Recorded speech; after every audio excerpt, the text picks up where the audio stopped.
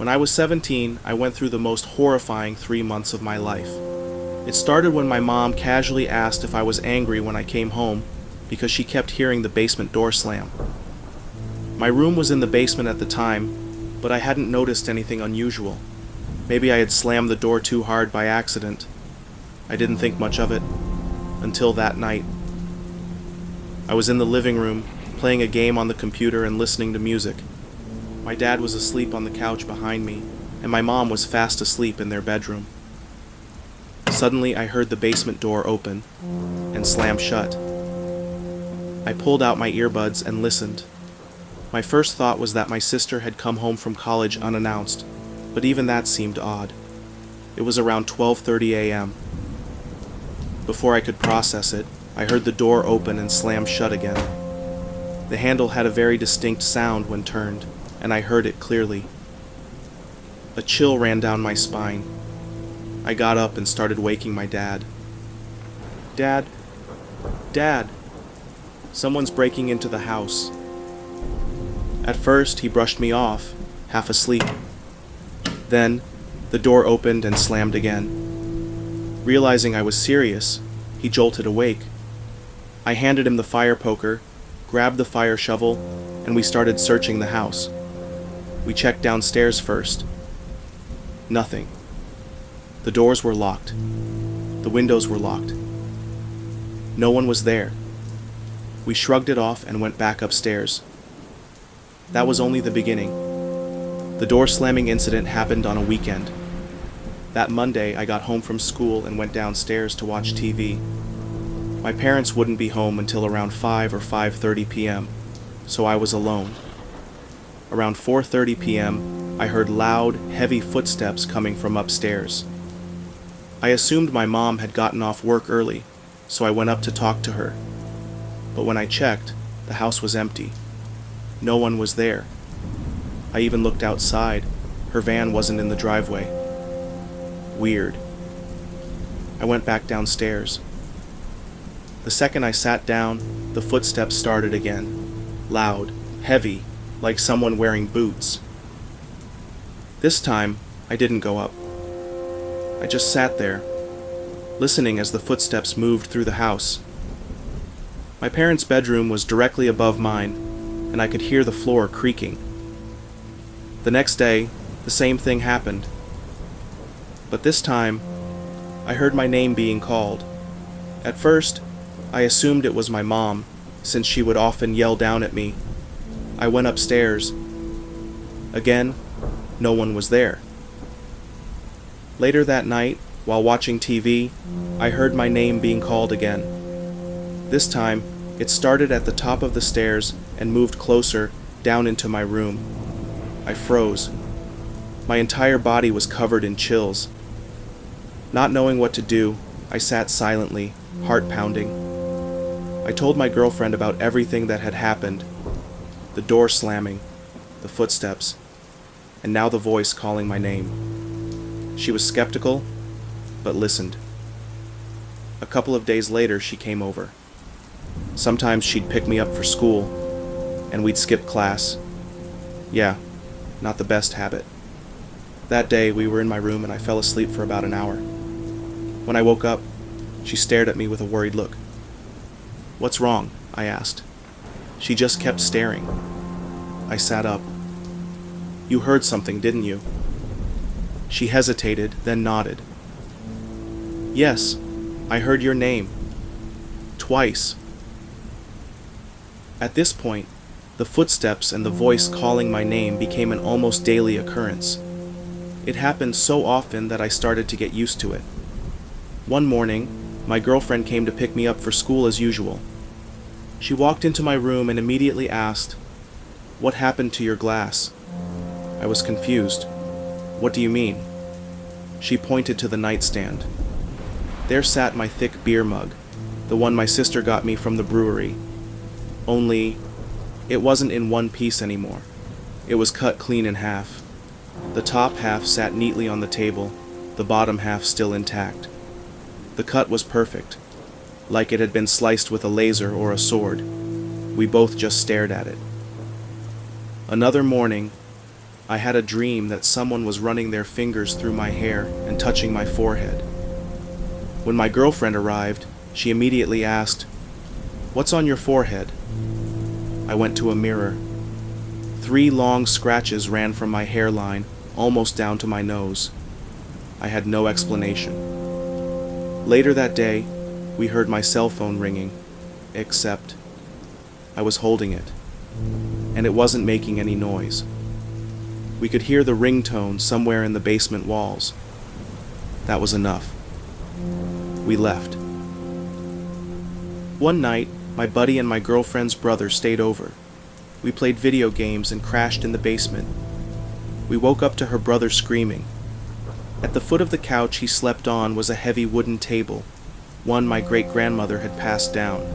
It was sturdy, with a square top and a hexagonal base. That morning the tabletop was gone. It was across the room. The legs remained in place, but the top, somehow detached without breaking a single screw or peg, was sitting 15 feet away. That same day, as we were leaving to go play basketball, something else happened. I was walking up the stairs first, with my girlfriend's brother behind me and my buddy last. Almost at the top, her brother suddenly shoved me aside and bolted out of the house. Confused, we followed him. Outside, he was visibly shaken, nearly in tears. What the hell happened? He took a breath and finally spoke. "I saw a huge orb coming up the stairs behind you." A few days later, I was watching TV in my room when I heard the footsteps again. They moved toward the basement door, and then started coming down the stairs. I muted the TV. I sat there, frozen, listening. Then a large shadow appeared on my wall. Not the shape of a person, just a mass. I turned quickly. Nothing was there. My door was still closed. That was the first time I saw something. After that, it began to show itself more. Shadows moving in my peripheral vision. Objects shifting slightly. Then, one night, the scariest thing happened. I had just gotten home from a friend's house around 1 a.m. My parents were asleep, snoring away. I was heating up some leftover pizza when I felt this overwhelming urge to go into the living room. And then, I heard my mom's voice. "Where's he at?"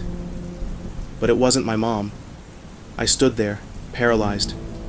It wasn't mumbled sleep talk. It was clear as day, like she was right next to me. For a full minute I couldn't move. My brain couldn't process what had just happened. Finally, I backed into the kitchen and went straight downstairs. And then, it stopped. After that, the activity slowed down. No more voices, fewer footsteps. The eerie presence seemed to fade. To this day, I have no explanation for what happened. My parents, my girlfriend, and my friends all experienced it too. I'm a logical person. But this was something we don't understand.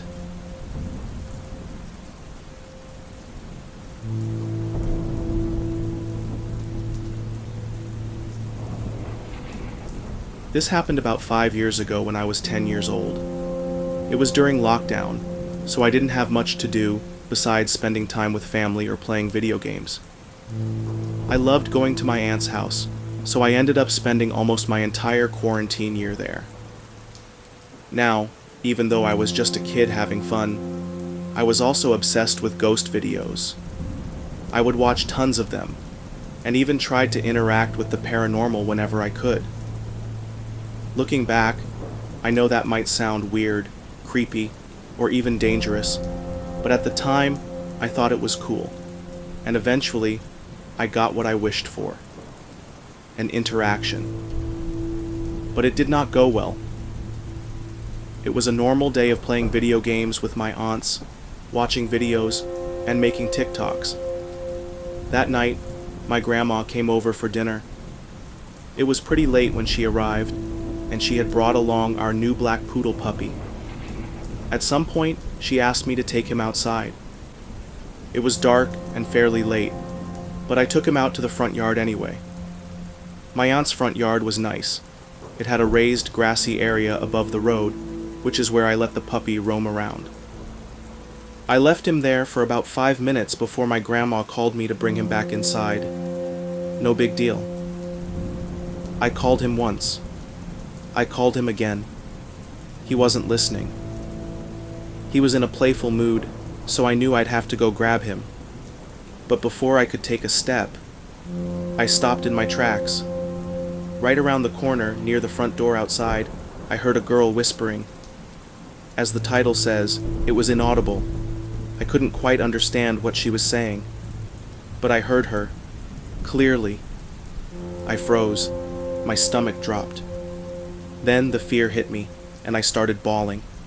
I ran to my grandma, desperate to see if she could hear it too. She couldn't. Neither could anyone else. In the end, my grandma had to go outside and grab the dog herself. We never figured out what it was, and we never saw anything. To this day, it remains a mystery. I have no idea what kind of paranormal presence or poltergeist it was, and I don't know if I ever will.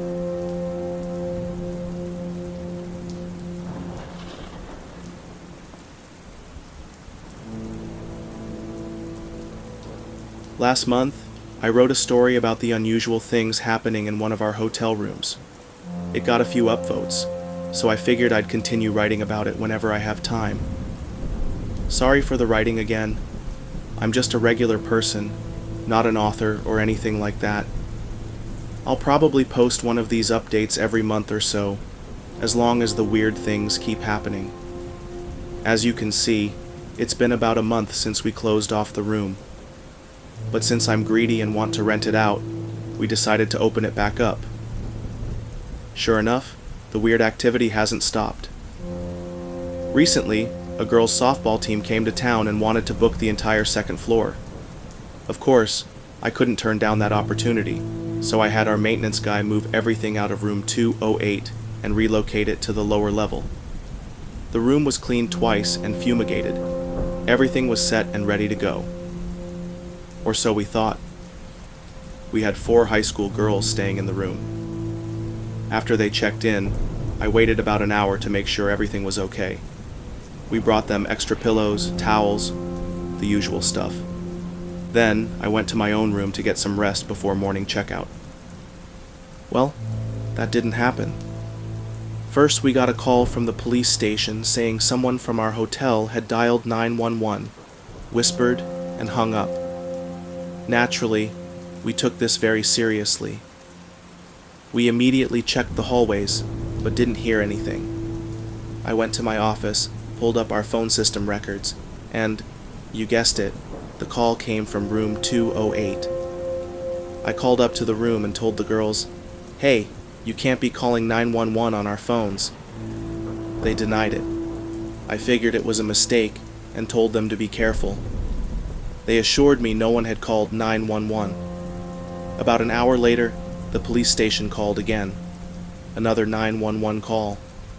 Now, I'm frustrated. As a business, we can actually get in serious trouble for false emergency calls. I went up to room 208, knocked, and found all the girls clearly asleep.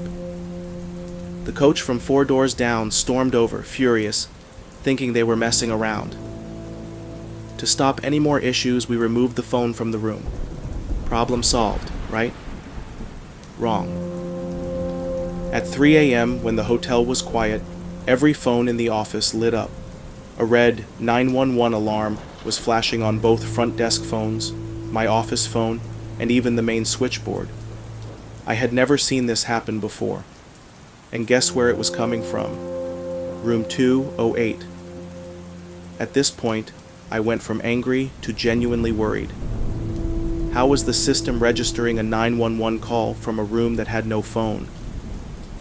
I unplugged the phones. Then, I plugged them back in. The moment they powered back up, beep, red light, 911 alarm. I finally figured out how to do a hard reset on the system, and everything went quiet. Weirdly enough, the police station didn't call this time. Maybe it was just an internal phone alarm, but still, what the hell? Our breakfast crew starts early, 5 a.m. when we have a full house. With a team of hungry kids, we were preparing 2 to 3 times the usual amount of food. Then the fire alarm went off. Luckily, this was just a level 1 alarm, so I wasn't too concerned. I checked the cameras and asked the front desk to do a walkthrough. Nothing. No smoke, no fire, nothing unusual. 10 minutes later, it happened again. Now I'm suspicious. I checked the system to see which room triggered the alarm. Room 208. At 5 a.m., I knew high school girls weren't in there smoking. I walked up to the room.